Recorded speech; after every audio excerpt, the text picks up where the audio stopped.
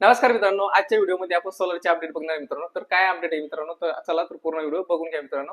कारण काय माहितीये का, आता जी अपडेट आहे मित्रांनो ती सोलरच्या पेमेंट बद्दल आहे. म्हणजे सोलरचे जे तुम्ही फॉर्म भरले होते आणि बऱ्याच जणांचे फॉर्म काय झाले होते माहितीये का, रिजेक्ट झाले होते.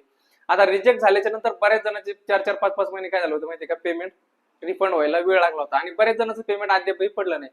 तर ह्या 8 दिवसा अगोदर काय माहितीये का, फेब्रुवारी 2026 मध्ये म्हणजे 26 तारखेला फेब्रुवारी मध्ये काय झालेलं आहे, पेमेंट पडलेले काही 2-3 दिवस अगोदर पडलेले, काही त्याच्यानंतर 2-3 दिवसानंतर पण बऱ्याच जणांना काय झालेले पेमेंट पडलेले.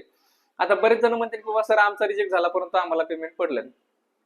मग नेमकं त्या व्यक्तीला पेमेंट का पडलं नाही, तर कारण काय माहितीये याच्या मागचं की बरेच जणांनी काय केलेलं आहे, 1 वर्ष अगोदर फॉर्म भरलेले आहे, बरोबर आहे, त्याच्यामध्ये पासबुक अपलोड केलेले आणि एखाद्या बँकेचं काय झालेलं आहे, आयएफसी कोड मॅच होत नव्हतं किंवा दुसरा काहीतरी प्रॉब्लेम होता त्या बँकेचा, त्या गोष्टीमुळे काय झालेलं तुम्ही दुसऱ्या बँकेचं पासबुक अपलोड केलेले.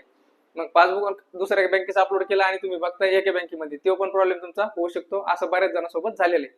त्याच्यानंतर त्याच्यामध्ये आणखीन एक प्रॉब्लेम असा मित्रांनो, जर तुमची डिटेल मॅच झाली त्या बँक पासबुक सोबत आणि आधारची जर तुमची डिटेल जर मॅच झाली तरच तुम्हाला काय करते महावितरण रिफंड पेमेंट करतं. अन्यथा काय करतं माहितीये का, तुम्ही ज्याच्या फोन पे वरून पेमेंट केलेले, बरोबर, ज्याच्या फोन पे वरून तुम्ही पेमेंट केलं त्याच्या फोन पे ला सुद्धा चेक करा मित्रांनो. बऱ्याच जणांचं असं झालेलं आहे की त्याच्या त्या फोन पे ला सुद्धा पेमेंट गेलेले. त्यामुळे तुम्ही काय करा, ज्याच्याकडून फोन पे केलं त्याला एकदा बोलून बघा, जर नसेल आले मित्रांनो तर तुमचं पेमेंट आणखीन पण बाकी आहे. परंतु तुम्ही महावितरणला जाऊन एकदा चेक करू शकता मित्रांनो. महावितरणला चक्र मारून बरेच जण परेशान होते, परंतु ते काय म्हणते की तुमचं पेमेंट रिफंड झालेलं. त्यामुळे तुम्ही तुमचे जर 2-3 बँकेचे खाते असेल तर त्या 2-3 बँकेचे खाते सुद्धा चेक करून घ्या. कधी कधी आधारनुसार पण पेमेंट काय होत असतं, सेंड होत असतं मित्रांनो. त्यामुळे काय करायचं, आपण आपले सगळे खाते बघायचे. सगळे खाते बघून जर आले नसेल मित्रांनो तर तुमची कुठेही डिटेल मॅच झालेली नाही आणि तुम्ही दुसऱ्या टप्प्यात गेलेले मित्रांनो. आता दुसरा टप्पा त्याचा बाकी आहे, 8-15 दिवसात किंवा महिनाभरात तुम्हाला काय होणार, ते पेमेंट रिफंड येणार मित्रांनो. आता पेमेंट रिफंड आल्याच्या नंतर काय करायचं, पेमेंट रिफंड आल्याच्या नंतर तुम्ही दुसरा फॉर्म डबल एकदा भरू शकता. दुसरा फॉर्म भरत असताना काळजीपूर्वक फॉर्म भरा. ज्या फॉर्म मध्ये तुम्ही 7-12 अपलोड करणार आहे मित्रांनो, ती 7-12 व्यवस्थितरित्या पेरायची असली पाहिजे. तुम्हाला बोरचं करायचं का विहिरीचं करायचं किंवा तुम्हाला शेततळ्यावरलं करायचं असेल, जे पण नदीवरलं कोणतं करायचं असेल तर तुमच्या 7-12वर त्याचा पेरा आवश्यक आहे मित्रांनो. जर पेरा नसेल तर पहिल्यासारखं तुमचं फॉर्म काय होणार आहे, रिजेक्ट होणार आहे. रिजेक्ट झाल्याच्या नंतर परत डबल तुम्हाला 4-5 महिने असेच लागतील, तुमचं पेमेंट यायला उशीर होईल. त्या गोष्टीमुळे फॉर्म भरत असताना व्यवस्थितरित्या आणि जो सीएससी चालक चांगला ज्ञानी असेल त्या गोष्टीमधला त्याच्याकडूनच फॉर्म भरून घ्या मित्रांनो. जर तुम्हाला भरता येत असेल तर तुम्ही भरा, किंवा एखाद्या थोडेफार पैशामुळे काय होतं माहिती का, आपली चुकीमुळे काय होतं, आपलं बरंच लांबतं आणि आपलं पेमेंट पण अटकतं. त्या गोष्टीमुळे उशीर होतो आणि आपलं सीझन निघून जातं. त्याच्यात मध्ये तेवढा आपल्याला बराच माल होतो त्या गोष्टीमध्ये. समजा आपलं जर एखादं सीझन गेलं समजा एखाद्या मालाचं, तर आपलं नुकसान होतं आणि थोडेफार पैशामुळे जास्त नुकसान होतं. त्या गोष्टीमुळे काय करायचं, व्यवस्थितरित्या फॉर्म भरून घ्यायचा. त्याच्यानंतर दुसरी गोष्ट मित्रांनो, काय माहिती का, बरेच जण काय होतंय की पेमेंट भरल्याच्या नंतर लगेच 8 दिवसात 15 दिवसात तुम्हाला ते सर्च इव्हेंटचा ऑप्शन येत नाही मित्रांनो. कमीत कमी 1 महिना किंवा 2 महिने लागते, कधी कधी एक्स्ट्रा पण लागू शकते, कारण पहिल्या कंपनीचं जे इन्स्टॉलेशन ते बाकी आहे मित्रांनो, बरोबर. त्याच्यामुळे तुम्हाला जर सर्च इव्हेंटचं ऑप्शन आलं तर त्याच्यानंतर तुम्हाला ज्यावेळेस कंपनी लिस्ट होते मित्रांनो, नवीन असो किंवा जुन्या असो, कोणत्याही कंपनी असो, लिस्ट जर झाल्या तर बऱ्याच जणांचे तुम्हाला काय येते माहिती, क्वालिटी सर बाबा ही कंपनी चांगली आहे, आमची कंपनी काय करू, आम्ही तुम्हाला 8 दिवसात मटेरियल देऊ. तर 8 दिवसात कोणतीही कंपनी तुम्हाला मटेरियल देत नाही मित्रांनो. त्यामुळे काय करायचं म्हणजे, काळजीपूर्वक कोणतीही कंपनी निवडत असताना ते व्यक्ती समोरचा ओळखीचा आहे किंवा नाही ही काळजी करायची मित्रांनो, सगळ्यात पहिली महत्वाची गोष्ट. कारण माझ्याकडे सगळ्यात जास्त तेच केसेस येतात मित्रांनो. काय माहिती का, सर असा असा अननोन व्यक्तीचा आम्हाला कॉल आला आणि आम्हाला काय म्हणले, 8 दिवसात तुम्हाला मटेरियल देऊ.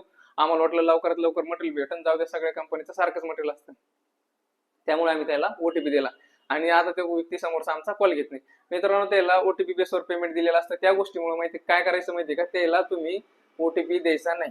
ज्याच्याकडे फॉर्म भरला त्याच्याकडे जायचं, त्याच्याकडून काय करायचं, कंपनी व्यवस्थितरित्या जी कंपनी आपल्याला पाहिजे ती कंपनी तुम्ही सिलेक्ट करून घ्यायची, अन्यथा दुसऱ्या कंपनी करायची नाही. जर तुम्ही त्या कंपनीचं मटेरियल बघितलेलं असेल, थोडा वेळ लागू द्या पण ती कंपनी घ्या मित्रांनो. आणि फॉर्म कॅन्सल वगैरे तुमचा होत नाही. बरेच जणांना मेसेज येते 10 दिवसात तुमचा फॉर्म कॅन्सल होणार, तसं होत नाही मित्रांनो. जरी काही तसा प्रॉब्लेम आला तरी तुमचं पेमेंट रिफंड येतं, परंतु तुमच्यासोबत काही धोका होत नाही मित्रांनो. सगळ्यात पहिली गोष्ट, आता बऱ्याच दिवसापूर्वी काही जणांना मेसेज आले होते की 10 दिवसात कंपनी निवडून घ्या, अन्यथा तुमचा फॉर्म रिजेक्ट होईल. त्याचा फॉर्म आणखीन पण तसंच आहे आणि त्याच्या कंपनी निवडायच्या आणखीन पण बाकी आहे. त्याच्यानंतर आणखीन एक असा फ्रॉड होतो मित्रांनो की तुम्हाला काय होतं माहिती का, कॉल येतो, कॉल आल्याच्या नंतर ते काय म्हणते की ही कंपनी नामांकित कंपनी ती आलेली आहे, तुम्ही काय करा, मला ओटीपी द्या. मग आपण काय करतो, पटकन ओटीपी देऊन टाकतो, आपल्यावर चांगली कंपनी.